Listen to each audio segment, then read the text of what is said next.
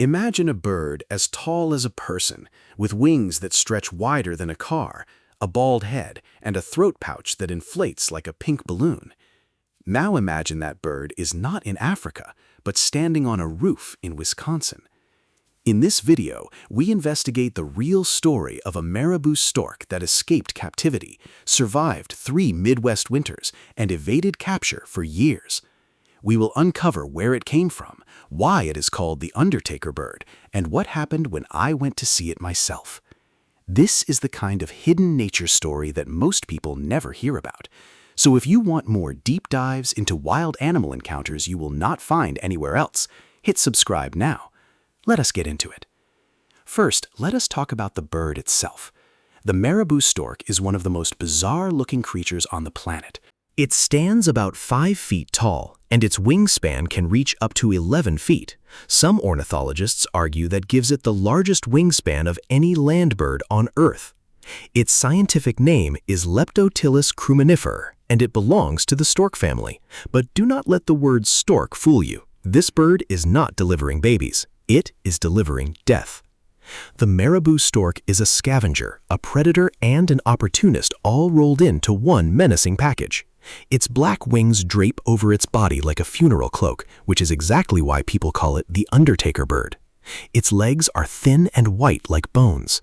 Its head is bald, an adaptation that helps keep it clean when it shoves its face deep into carcasses. And then there is the throat pouch. That pink inflatable sac hangs down from its neck like a fleshy balloon. During courtship, males inflate it to attract mates, but outside of breeding season, it just looks like something from a science fiction movie. Now here is where the story gets strange. Sometime in 2023, a Marabou stork started appearing in Indiana. Then it showed up in Illinois. Then it crossed into Wisconsin. That is a journey of hundreds of miles for a bird that belongs in sub-Saharan Africa. How did it get here? The official story, confirmed by people involved in the capture attempts, is that the bird originally escaped from the Fort Wayne Children's Zoo in Indiana. I tried to reach the zoo directly to verify, but I was not able to get a response. However, the timeline lines up. Marabou storks are kept at that zoo, and the bird was first spotted in Indiana in 2023, about 3 years ago.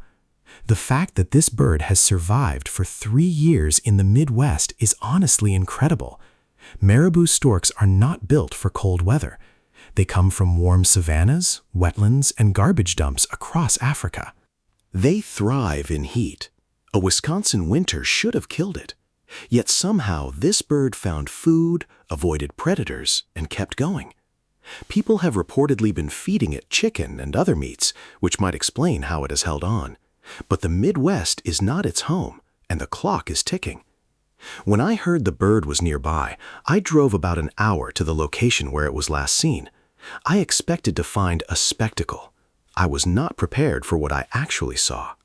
The stork was just standing in a front yard, like a lawn ornament. It looked completely out of place, like someone had placed a garden gnome from another planet. Its head was tucked in, its massive bill pointed downward, and it hardly moved. Other people had stopped to look too. One car pulled over, snapped a photo, and left. The bird seemed totally unbothered. Speaking with locals, I learned that the people living at that property had been feeding it. That is probably why it stayed in the area. But feeding a wild Marabou stork is risky. These birds have powerful, dagger-like bills that can inflict serious damage. They eat anything from flamingos to crocodile hatchlings to human garbage. They are not aggressive by nature, but they are not harmless either. While I was filming, a team from Indiana showed up to attempt another capture. This was not their first try. They had already made 4 attempts, none successful. The method they had been using was sedative-laced chicken. The problem is that the sedative does not work instantly. It takes about a day to kick in. That means you have to keep the bird in one place, eating the same food for an entire day, hoping nothing spooks it. Apparently, the stork was smarter than they expected. It kept moving, kept flying off, kept avoiding the trap. During my visit, I watched another attempt unfold. The stork was on a building. The team approached. The bird launched into the air, circled once, and landed in a farm field across the road. It crossed a busy road on foot, walking slowly with absolutely no fear of the cars whizzing past. I was genuinely worried it would get hit. It did not. But the capture team had to regroup. They left the area temporarily, likely to get darts or a better plan. If you miss the next part, you miss the real reason this matters. This bird is not just an escaped zoo animal. It is a living example of how intelligent and resilient these creatures really are. Most people assume a bird that escaped captivity would die quickly, especially one from Africa in the American Midwest. But this stork has outsmarted professional animal handlers for 3 years. It has crossed state lines. It has adapted to an environment it was never meant to survive in.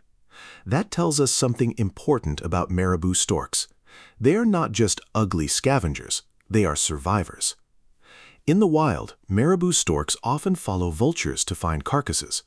They use their massive bills to tear through tough hides that other animals cannot open. They have even been seen eating flamingos, swallowing them whole like feathered ice cream cones. Their diet is so diverse that they can survive almost anywhere there is food, from savannas to landfills. That dietary flexibility is exactly what has kept this individual alive in the Midwest. But survival in the wild and thriving are two different things. The stork faces dangers that are not natural to it. Cold temperatures can cause frostbite on its bare head and legs. Cars on busy roads are a constant threat. And if it ever injures itself, there are no veterinary services in a farm field. The people trying to catch it are not trying to imprison it. They are trying to save it. After the capture team left, I stood by the field and watched the stork through binoculars. Its head bobbed above the tall grass. Every few minutes it would look up, scanning for threats. It knew something was happening. It was alert, cautious, and clearly not ready to be caught. I respected that. This bird had been free for 3 years. It was not going to give up easily. Let us talk about what makes the Marabou stork so unique from a biological perspective. Its bald head is not just creepy, it is a practical adaptation. When a bird shoves its head into a rotting carcass, feathers would get matted with blood and bacteria. A bald head is much easier to clean. The throat pouch, while it looks strange, is actually a sign of health and dominance. Males with larger, brighter pouches are more attractive to females. And those legs, thin as they are incredibly strong for wading through shallow water and grasping slippery prey. Interestingly, Marabou storks have a relationship with humans that goes beyond zoos. In parts of Africa, they are known to hang around villages and garbage dumps, cleaning up waste. They are tolerated because they serve a purpose. But in the United States, an escaped Marabou stork is a news story. People do not know what to make of it. They are not sure if they should be afraid, fascinated, or both. I think the answer is all three.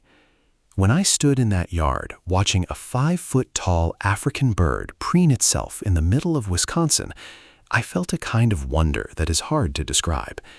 It was like seeing a dinosaur that had wandered into the present, a creature from another world, standing on a patch of grass it was never meant to stand on. As of the time I am making this video, the stork has still not been captured. It is still out there, somewhere in the farmlands of Wisconsin. The team from Indiana is still working on a plan, and the bird is still surviving, one day at a time. I will post any updates in the pinned comment below this video. If you hear anything new, drop it in the comments too. If you enjoyed this investigation and want more stories about incredible animals in unexpected places, make sure to subscribe to Wings of Nature. We uncover the hidden world of birds and wildlife that most people never get to see. Hit that subscribe button, turn on notifications, and I will see you in the next video.